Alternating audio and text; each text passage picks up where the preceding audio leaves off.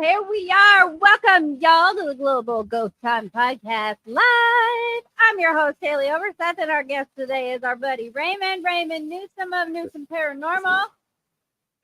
Yeah, the intro made me laugh. I was like, yeah, those clips make me seem a whole lot cooler than what I actually am. No, come on now. You got to be super cool to be a part of the Global Ghost Hunt fam, so you already are super cool. Like, that's part of the, like, you don't let not cool people in, Brian John. I know you don't. He's sitting in the back there. He knows you don't. But we want to mention also up top, y'all, hey, thanks for joining us, everybody. We do so appreciate you coming in and being here. And if you want to support the paranormal all of our paranormal friends in our podcast at Parapost Network Central and the Global Ghost Hunt, you can support our sponsors, Health Empowers You, at healthempowersyou.net.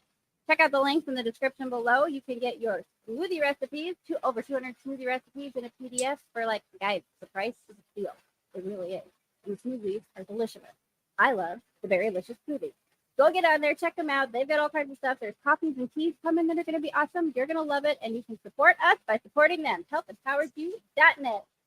And a bit paranormal's in the house, and our friend Chris. Look at, we got friends all over here already, Raymond. Aren't you excited? I'm always excited. Right? Now, here's my silliness that I'm going to start with. Are you ready to just get into some silliness?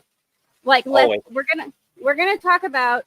You are the locations person, right? For our global. I am the locations person. Locations, dude, Raymond. Tell me now what you think about. I think all of our Parapost Network Central fam and our Global Ghost Hunt fam and our paranormal teams all over the place, we need to start paranormal bowling league. Is what we need. A paranormal bowling league? Everybody's got a bowling team, right? And everything. Like, does anyone remember cosmic bowling? Did you ever do cosmic bowling as a kid, or was that? I did not. I used to bowl, but I didn't do cosmic bowling. They would turn the lights off and have black lights, and everything would be glowy, and you would have, like, Chris is like, yeah, knows what that's all about. Like, I'm telling you. And then you make it all like Halloween and spookified themes, super fun times with the black lights, right? And you have, like, you set up bowling leagues, and you have a bowling tournament. And stuff. And you can have all kinds of, go Crypt Keeper crazy with it. and you can have like a bowling tournament before the global ghost hunt stuff. Brian John, how do we get this built in? How do you like this idea? Raymond's like, what kind of nonsense is she coming up with? Oh no, you're solid. You're solid. Listen, I think it would be fun. I would be terrible at it. I'm not a great bowler. I just want to see Brian bowl. That'd be one of the funniest parts of it. I want to see Brian bowl. I want to see all my Parapost Network Central friends bowl, and I want you to laugh at how terrible I am at bowling. I mean, I'd have to laugh at myself first. I don't, he said. Well, listen, that's even all the more fun. Oh, I love coffee bowling. It's so fun. I like anything that gets a little weird. But we can talk about, let's get into your locations before we make you find locations for bowling spots. Talk to us a little bit about what you do with the locations for the Global Ghost Hunt, because the locations is a big part of why you do it, because you want to keep the locations kicking. The locations are always awesome. They really are. Every location that I've done for the Global Ghost Hunt has had special meaning to me. And then as I got to see the locations that everyone else has done, it's just added to the list of places I want to go. Oh, well, yeah, of course, right? Like, just keep building your bucket list. Oh, I have a map, and it's covered in gold stars. So it's ridiculous. It really is. I love it. No, but that's fun.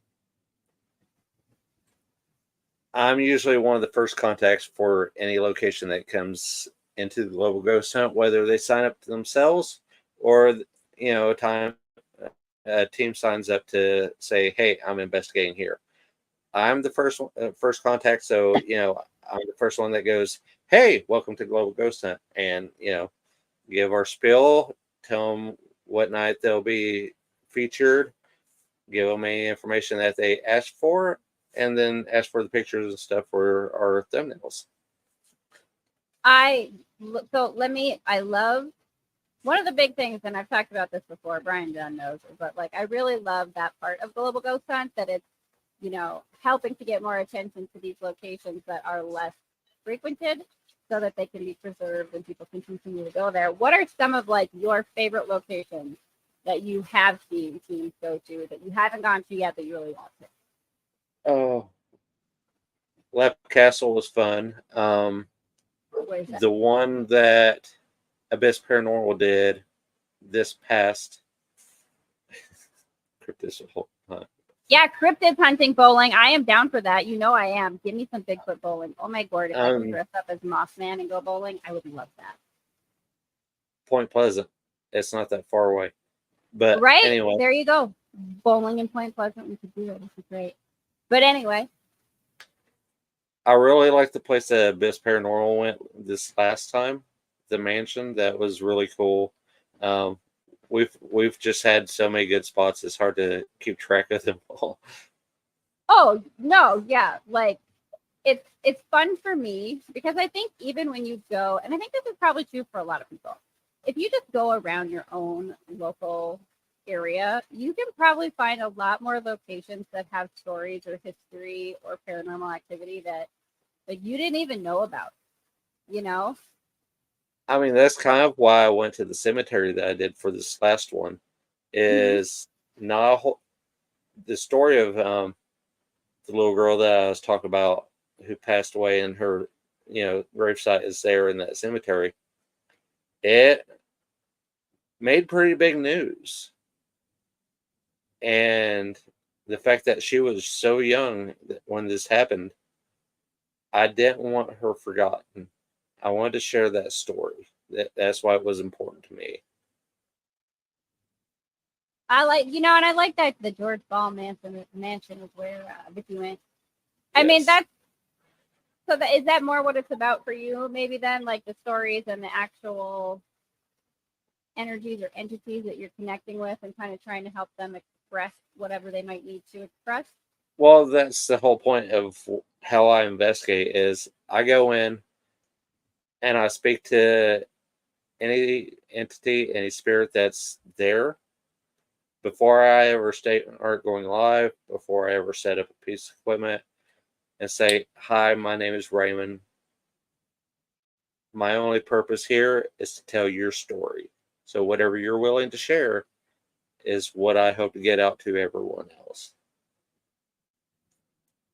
I appreciate that, because again, and this is the thing, say it until I'm blue in the face, Brian Dunn. Like, I just love all the Global Ghost Hunt fam. I do, because everybody goes in with so much like respect for the space and for the energies and for the spirits. And you go there with such a, we want to just communicate with you. We want to put out your story because that's what's fascinating to us, is your story and the things, it's such a, coming from a place of wanting to be helpful, or wanting to just be friendly and communicate and just open that line of communication, that I think is what makes the Global Ghost Hunt stuff so much more fun, right? Especially for like places the first time you go to investigate. When you go in and show them respect and stuff, and you take the time just to sit there and give them the chance to talk, when you go back, they're already ready and willing. So that just builds a rapport. And with that, each time you go back, you get more and more and more. And that's the awesome part about being respectful. I love that. And you give respect, you get respect, Vicky. So true. Very true. And so, and tell me some of yours, and like folks in the comments too, let us know. Are there any, because there's some things that I have seen some folks do that like I think are interesting. Like if you go into a house, for example, you like, or you're going into a location, you like knock on the door first to kind of let them know you're there, right? Like I've seen that as a ritual that some people use as like sort of that sign of respectfulness before you enter, right? Like, do you have anything that you do specifically? Typically it's reintroducing myself when I walk into a new room. Okay. Yes, just because the spirits that I spoke to, say in the living room, doesn't mean that there's not new ones hanging out in, say, a bedroom. So Right. I'm going to reintroduce myself. Hi, my name is Raymond. These are my friends, and we are here just to communicate and to hear your story. So it's, going back through that conversation again, reintroducing myself so they already know who I am. I like that, because again, I do like just having like those little things that you do that are also and maybe you can talk a little bit about this. I don't know if you know, because you're talking about, if you're respectful and you go back, you get more and more every time. Is there anything with maybe somewhat the consistency of what you do that maybe might, I'm not sure. Talk to me about how you feel about this. Maybe the idea of like the spirits or the space or the energy of the space sort of starting to recognize you or getting familiar with you specifically, that like the more that you're there, the more comfortable the energies get with communicating with you. And again, maybe, folks in the comments, if you notice that kind of thing too, but, talk a little bit about that. Oh yeah, definitely. When you come in, you just hang out and joke, and because I joke and cut up and ask silly questions, and Because the spirits could be fun too. It doesn't, like, why not? exactly. And say you roll into a place like a bar, you Yeah. want to go in and you want to have a party with them. They're there to have a party. They're there to have fun. So when you cut up and make things lively and fun, they're like, yeah, this is what we're here for, and they jump straight in. I love it. That's like, know your audience, right? Like if you're in a bar, you better be having a beverage and turning on some tunes, right? I mean, I went to the Ross Opera House with Spirit Mechanics. We had somebody dancing on the stage. I love that. It's so know your audience and know what they want, and when you do things that they would like to see or experience as well, then they're usually typically more willing to interact with that. Mm-hmm. Well, of course, it's kind of like the idea of everything else. Did you just say that you sing? We would sing. Oh, see things? Yeah, that's no. I thought you said sing. No, sing, and I think that's fun. Like, yeah. like sing and have a little like engage in the kind of things that they would have been doing. But that's also, you know, and again, talking about energy, because, you know, we've talked about that before, you know, on the podcast, the idea of like, you know, rain being a good conducive, you know, to having energy be able to flow more. But sound is the same thing, right? If you enhance the sound frequency, or like have like, again, like Chris is saying in the comments, intention is everything. If you have a fun intention behind that singing, the energy of that sound, right? You're amplifying that energy, and that good energy, you're going to get good interaction back. Exactly. Just like, you know, cutting up and having a good time and laughing. You know, laughing and stuff raises the frequency. When the Yes. frequency is higher, it's easier for them to interact than if you're just sitting there all gloom and doom. And right. That is very true, right? And like, you want to be, the more fun you are, like the more fun other people are, the more you want to interact with them. So why wouldn't you want to interact more? Oh, here we go. Brian John's got a video for us. I'm so excited. This should be fun. And Chris, I see that you guys think "Don't Stop Believing" in Abby. I love that. Flip on and go like full tilt, full spin. Whacking to a chicken dance. Oh, think about that. Yeah, it's so funny. That's the point that I'm at. Texas. It is so funny. You can't blame her. She's from Texas. Alrighty, ma'am. I have yet to see a green light or a comment, so I guess I will put and not chicken dance with gusto. For real. Alrighty.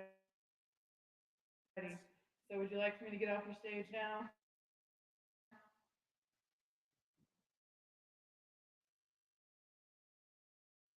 I mean, kudos to her that she got up. Dance instead. So just Like I said, I was good. Yeah, I love that. I mean, we're already whacking to the chicken dance.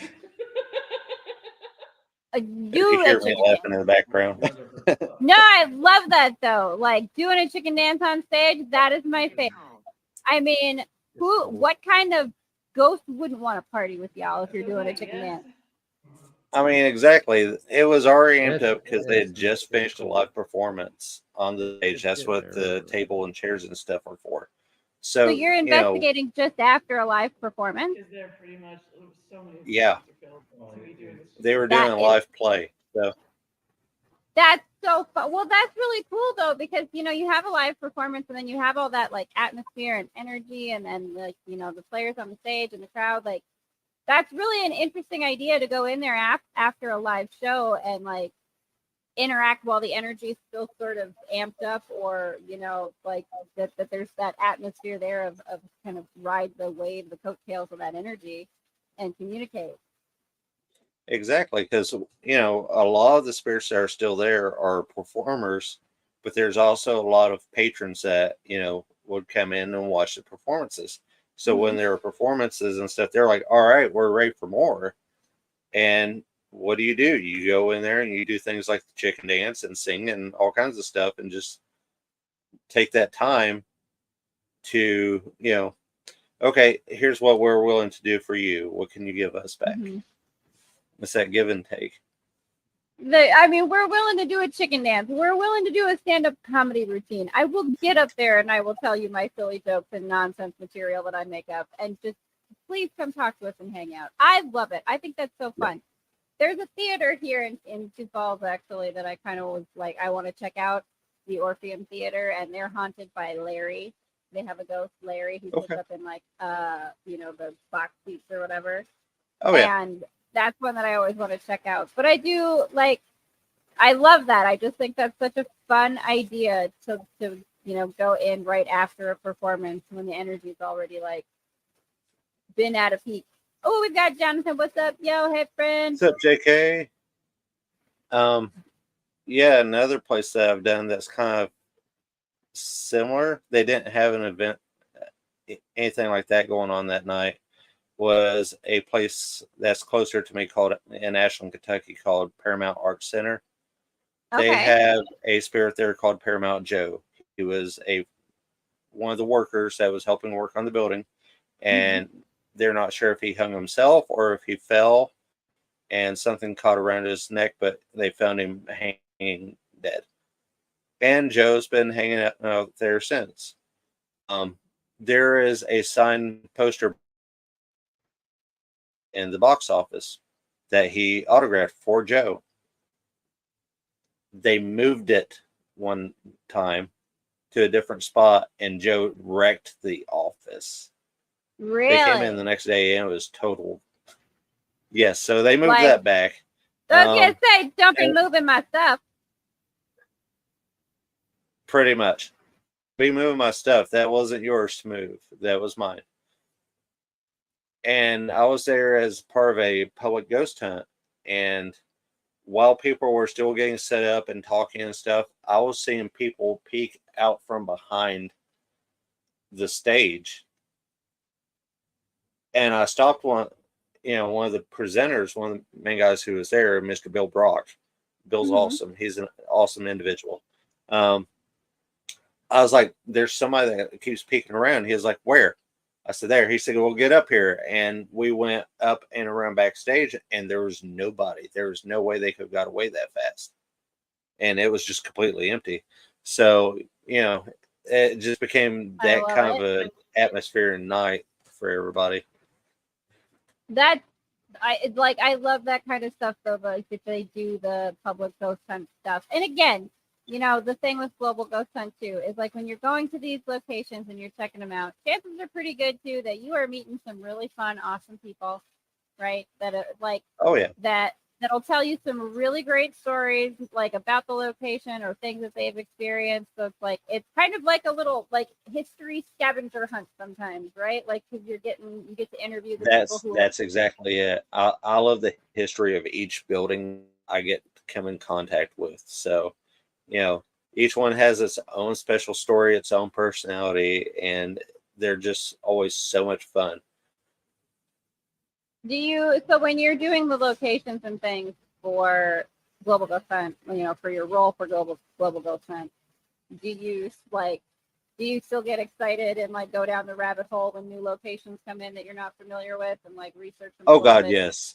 Yeah. As soon as I have a new name, a new location, I'm like typing it into my Google Maps, pulling it up, looking at the building, finding any information I can on them. I love it. It's sad and ridiculous sometimes how far I go. No, but that really is a lot of the fun of it, is going in and finding the story and the history of it. Like, so what are some of your favorite things to check then? Because I know, like I love looking at like newspaper articles and things like that, like finding old newspaper articles. I will check anything that will pop up that involves that location. So newspapers, previous experiences, any videos that are up from prior investigations, whatever I can find, I will search.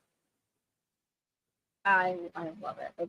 So what's your, when it comes to the history stuff then? So do you, for yourself, the locations that you really like to check out, are you big into any of the like Civil War era stuff, or do you have a particular section of all history? Of it. There's nothing that's off limits. There's nothing that's off limits. Not even a particular favorite region of the planet, maybe? No, it's all fair game to me. If it catches my interest, I will research it. Raymond will take the whole world on as a location for paranormal. Where is the weirdest stuff? Let me see it. The weirdest stuff? I would definitely say some of the weirdest stuff is the Suicide Forest. You've got a lot of weird stuff that happens here along Appalachia, because you have all kinds of weird cryptids. You have all kinds of weird ghost stories in general. Tell me about some of the, now you're in that Appalachia stuff. Talk to me about some of the maybe more, maybe not so broadly known, but like common to like folks who are in Appalachia would know it, but like someone like me coming in there as an outsider wouldn't know. One fun one is from North Carolina, and they're called Moon People. Moon people? Tell me about Moon moon people. They are extremely pale. They have large eyes, and they're typically black. It would remind you of like adult-sized black-eyed kids, Oh, which is weird. a completely different situation. Well, yeah, right. And like, okay, I love this already. So talk to me about the moon people then. Like, because this sounds a little bit to like the Kentucky Goblins kind of thing, right? They were big, or are they not- bigger? Well, these were actually. Damn it, Brian. I mean, hey, No. listen, hey, man, we all got one of those in our back pocket. I mean, who doesn't, right? Like we all did. No comment. Good, no, good. Plead the fifth. That's the way to go. I plead That's the right. fifth. I will Uh, not speak ill of anyone. Live. Please don't come for me. But yeah, they just appeared out of nowhere, and they're not sure if they were cave dwellers or what, but there they were, and they just randomly come out in southwestern, well, in the western part of North Carolina there, like Are they? right along where like Tennessee and Virginia and North Carolina meet is right in that kind of region. So are we more kind of like they're in just hanging out in the woods, or are they more like cave dwelling sort of like? Because I know that's the thing that gets talked about in Appalachia too. Is like some of the mountain caves, right? Considering that they're almost completely, well, they are basically described as being completely white. I would say it's more they only come out around the moon time because that's the only light that they can withstand. So honestly, as far as the way I would see it, they would be more cave dwellers that come out into the forest during that time. Right. Kind of like that stuff fascinates me too, because you think of some of the caves that like there's cave systems in Appalachia that go forever long. I mean, across like huge chunks of the United States, right? Yeah, the Mammoth Caves are the largest set of cave systems, I think, pretty much in the entire country, if not the world. And however, that's a little bit more on the western side of the state. But they do talk about how those are all interconnected, and there's, I mean, it's not as if they're fully mapped You or can anything. roam forever and ever and ever in the Mammoth Caves and get lost and fall in a crevice and die. But Don't anyway, do that. Don't do that. that's folks. why I've never visited. I'd rather not. I'd rather not. I don't. The Descent is a great movie, but I don't need to do it because, man, I tell you, the manual labor involved in climbing around in the cave. Yeah, I barely want to climb the stairs most of the time. So, right, I feel you. I understand that vibe. especially buildings like Octagon Hall, they had, what was it, 2-3 sets of stairs? Yeah. Where's Octagon? What's that? Octagon Hall? Octagon Hall is my first location for Global Ghost Hunt. It is in Franklin, Kentucky. Brian John's been there before. And it is literally a house that is built in the shape of an octagon. So it is almost completely round. And that place has so much history, it's not funny. Real, like what? Civil War history. It was owned by a family that was, it was overran by soldiers who used it as field hospital, as a standoff location. At one point, they were throwing body parts outside the windows where they were doing surgeries. Yeah. That's intense. So this is a location that was, but it was originally built as like a family home, or was it? Yeah, it was built as a family home. And I love that. I love the octagon thing. There was an octagon house in like town McGad. Look at Brian John's got a photo. Oh, that is really cool. Wow, that's interesting. That is a fascinating location. So that was built to be a family home. First of all, super weird to build your house as an octagon, but very cool. Be weird. I like it. Well known for being haunted, Vicky. Very like that is. Again, the architecture element alone is worth like the global ghost hunt. So checking it out and keeping it preserved. But like, tell me about more about the history of it, because I love it. I want to hear more about that weird. That was a really cool building. I love that. So weird. Oh yeah. A little bit more about it is they've had several soldiers that died on the property. There's a few people hanged. They've had slaves that passed away on the property because it was a slave, Oh wow, yeah, owning the war. family. Right. Yeah. The matron of the family was not thrilled at all that soldiers had taken over the I wouldn't property. be either. I would be pretty upset. Yeah. I would say, this is my house. Get out of here with all your body parts and your bullets and your nonsense. Exactly. And whenever I took it and was talking to her about it, at one point she came through and said enough. She didn't want me to talk about it anymore. Well, that's interesting.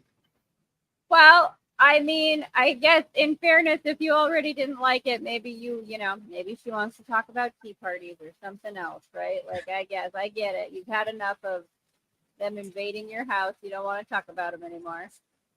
Oh yeah. I'm sure they did have parties. I know they had a piano that people used to play there in the house. Oh, that's fun. So yeah. So it was, there was all kinds of stuff that happened in that building. Even So as we cool. were walking out the door, you could hear somebody running down the steps behind us. Oh, okay. We're going to come back to the noises in the houses, because I love the footsteps thing's kind of one of my favorites. So we're going to give it just a quick little commercial break and be right back, because we want to show some stuff here. Player commercial, Brian. Yeah, player commercial, Brian. We'll be back.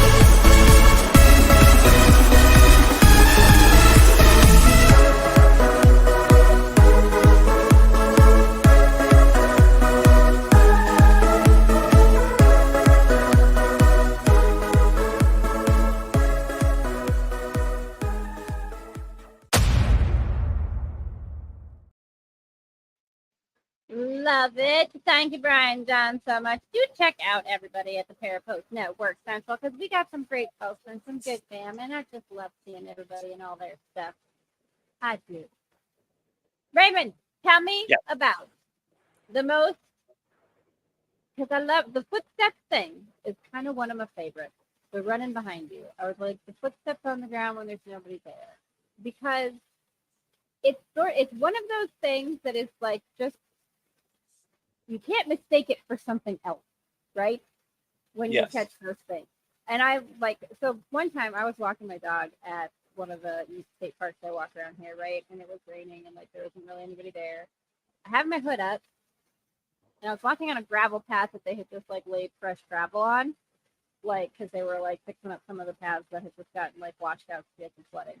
And so I'm walking on this path and I can hear like my footsteps and I hear someone behind me, like someone's running, and I can hear them coming up, right? Because you can hear on the, and especially on gravel, like you can hear the sound of how it slowly gets louder as it approaches you, right? And so I like pulled my dog to the side, like into the grass to get out of the way, and turned, and there's nobody there, and the sound stopped. And I'm like, hello, excuse me, hello? Are you a parallel dimension person? Or are you a ghost? Like, what was that? Excuse me. Put that in my face. Because you, again, like, I can't have mistaken that sound, right? That's the sound of running footsteps behind you on gravel. Like, you can't have be like, oh, that was an airplane, right? No, there's no mistaking that, and I've heard it in a few different places. Octagon was one of them. Ohio State Reformatory was another one. Like you hear a foot squeal, like somebody had been running. And you know how it'll squeak whenever you're trying to turn a corner. Oh, Yeah, like, that came up behind me. that's a spooky one. I like that. I've also had things rush up at me while I was walking away because you feel the wind pressure come off of it, like right up behind me. Like something go past you? No, like something trying to bum rush me from behind. And so, like, the air comes. Okay. Yeah. Do you ever? I mean, have you ever been in a situation then where you were like, "Ooh, I think this isn't the right vibe. I better skedaddle and not be in this space anymore"? No. I'd never get that.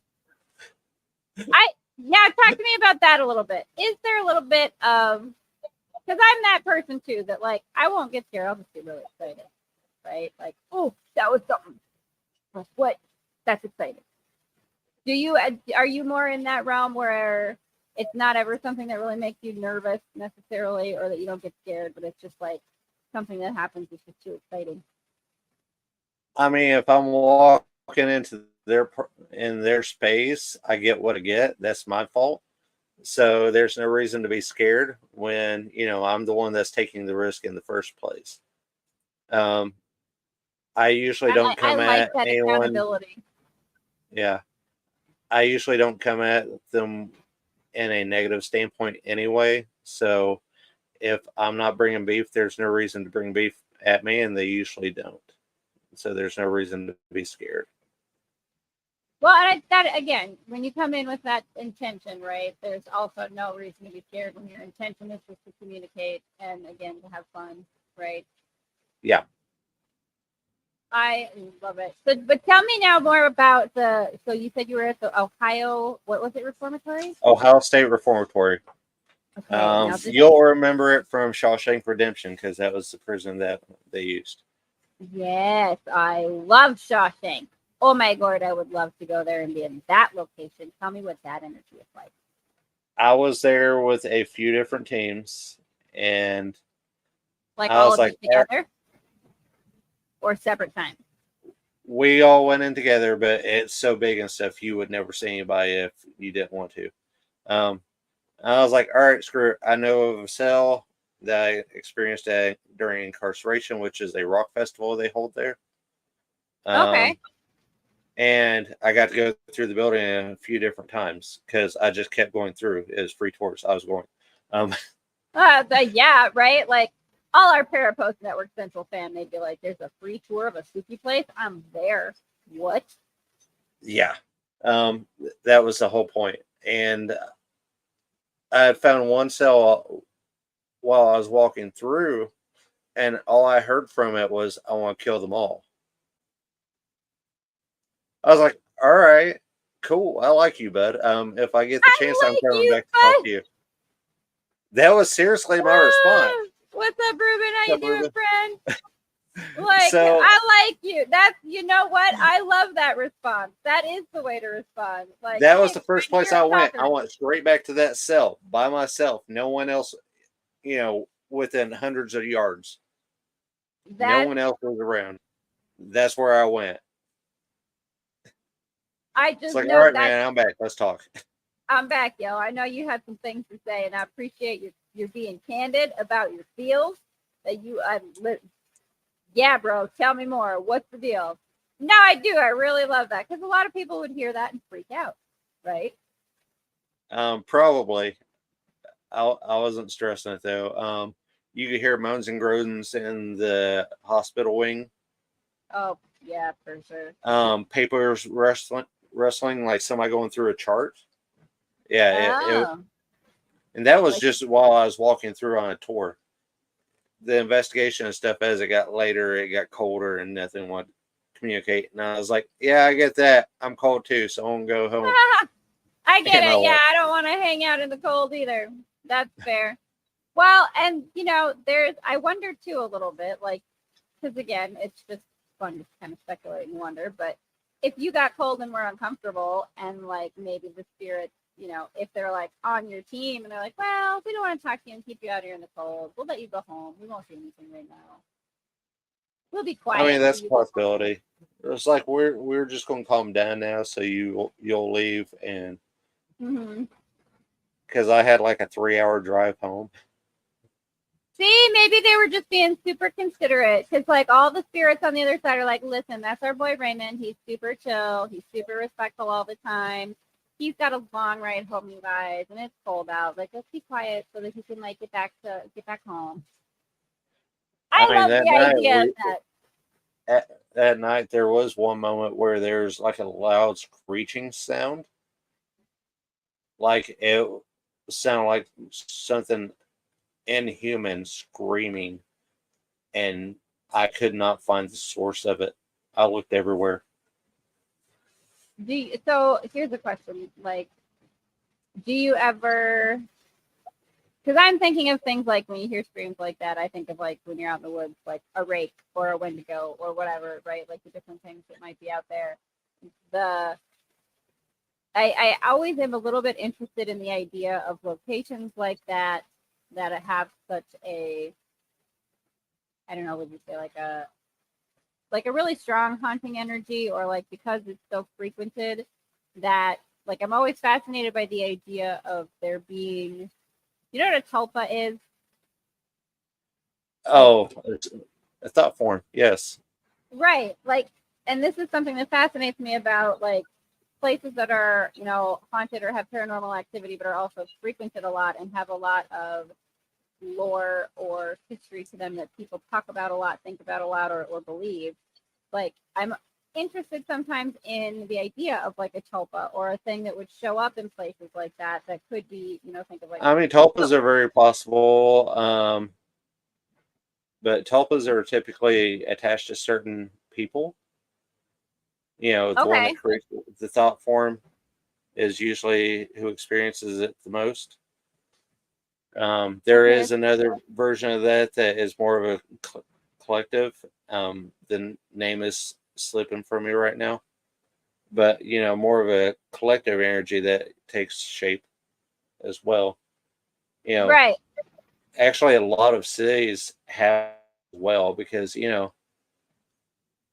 people from like LA, New York, out the cities like they're alive, that they're a thing. So it becomes a thing after that many people believe in it. Well, Um, right. And that's but, something that I think is interesting too, right? Like that the more oh that yeah, people sort of think that there are certain activities in a place, the more that that location is sort of like the energy just builds and more things sort of pop up there because there's just Yeah, so much. that's the hard part about places that are so widely frequented, Mhm. because when you come in with that intention and you lead that intention, and then it builds from the next person's same intention, Mhm. eventually it collectively becomes, you know, what you thought was there. Right. Yeah, exactly.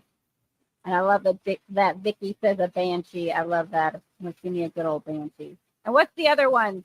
Is it La Llorona, the one that screams? That's a more of, is it in Yeah, Mexico, I think? La Lorana, Llorona. it screams. Yeah. Yeah, The lady it that screams. screams. Um, Belief manifestations, right? Like the things yes. that manifest just because people expect them to.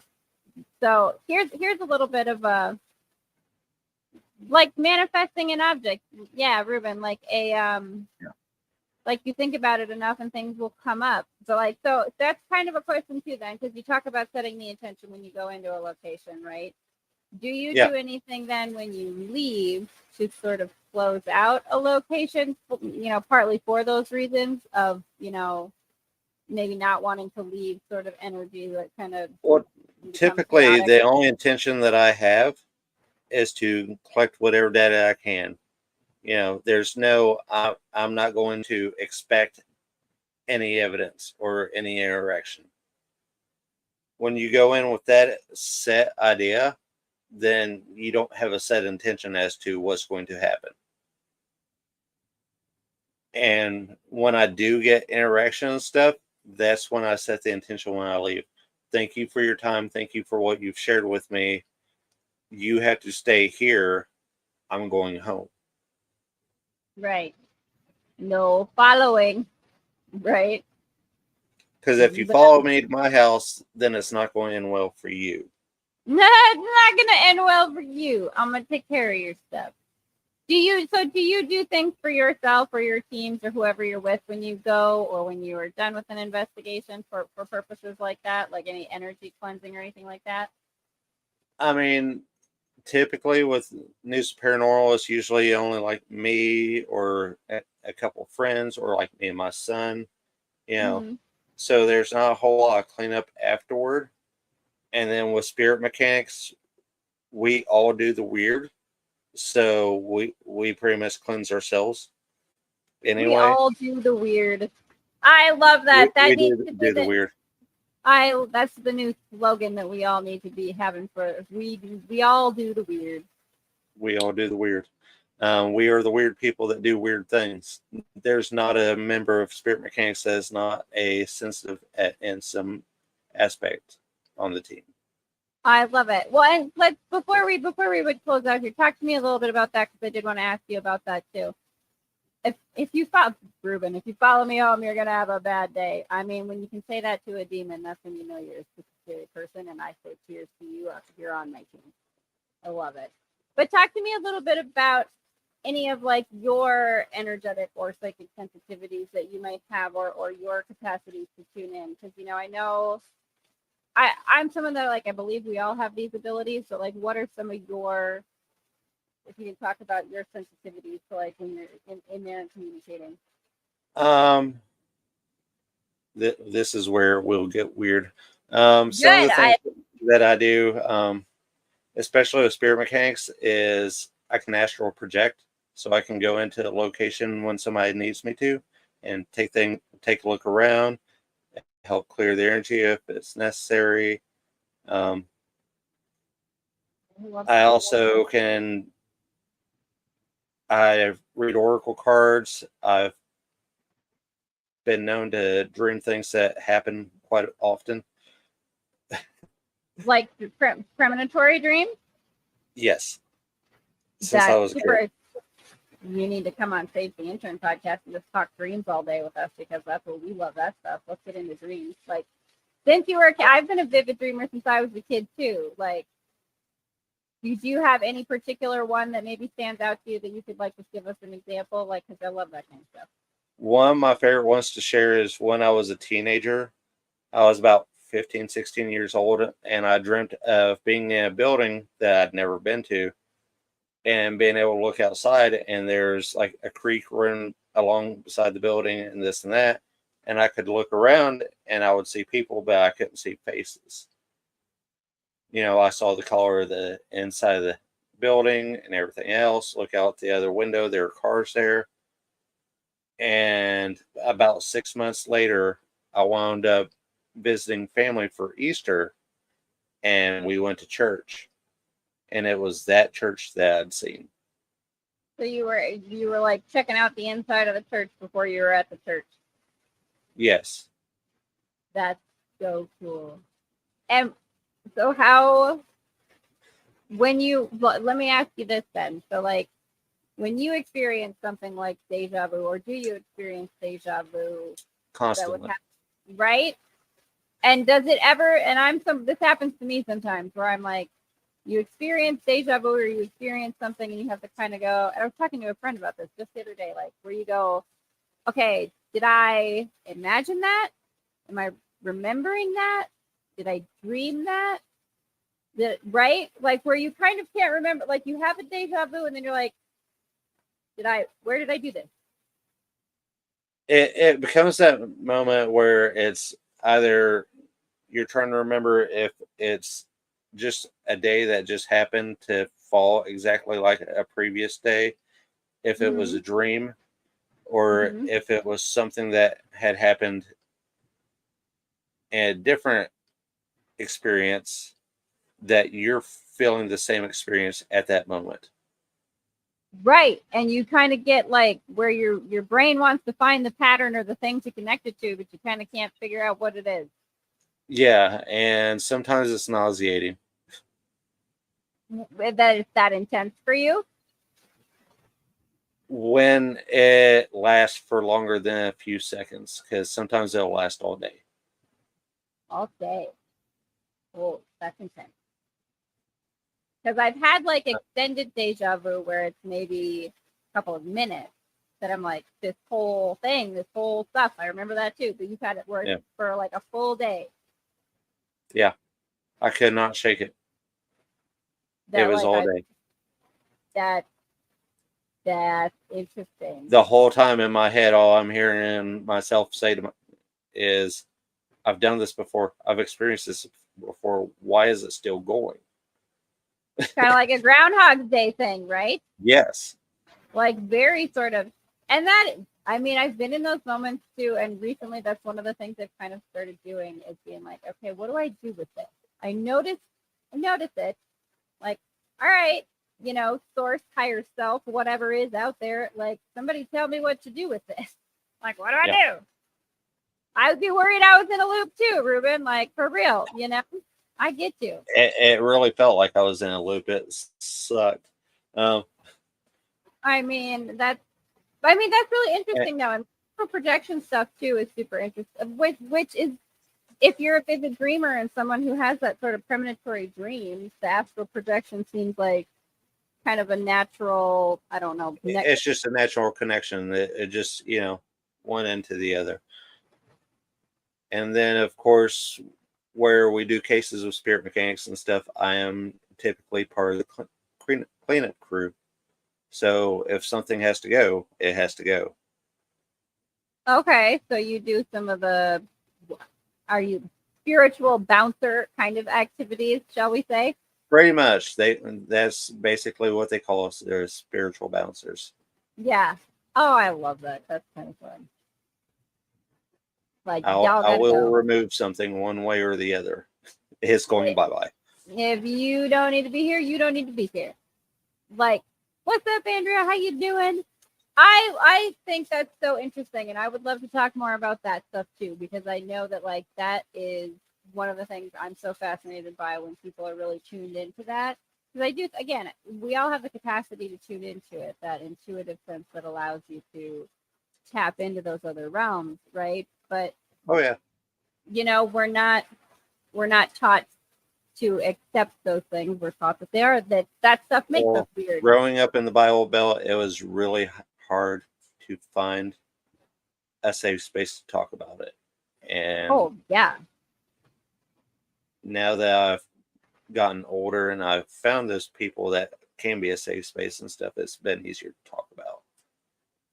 Well, So- and another reason why just Parapost Network Central and the Global Ghost Hunt fam, like, it's just great to be among fellow weirdos who will talk to you about your stuff and be like, yeah, I know what you're talking about. They will yes and you on all the weird stuff, right?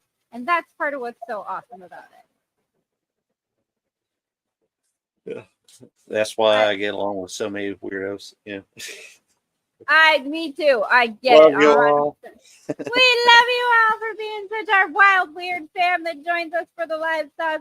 We do so appreciate it. Well, I know we're coming up on an hour here, and I know that Brian John back there is gonna like get bored sausage just staring at us all day. I know, but Raymond from our friends from Parapost Network Central, rocking the locations for Global Ghost Hunt. Y'all, globalghosthunt.com. Go check it out. October 17th through the 27th. You can sign up. You'll get to talk to Raymond, our good friend here, and he'll help you out with this getting y'all set up and started. And he is loving on the locations, and I love hearing about all the history and the stuff about them. I can't wait to learn more.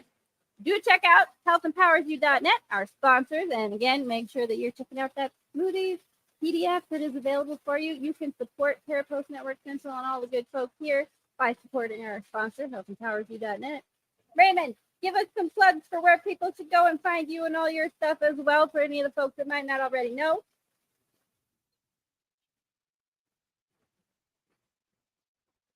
I'm sorry, my connection's getting bad. Can you repeat that?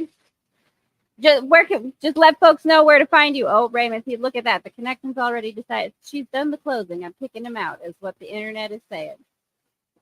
I guess that's just how it's gonna roll. But folks, I know Brian John's got like the descriptions, right? Brian John, not if you hear me back there, yo. He's got links. Follow Raymond there. He's got the links in the description. Thank you so much, everyone, for joining us for Global Ghost Hunt Live.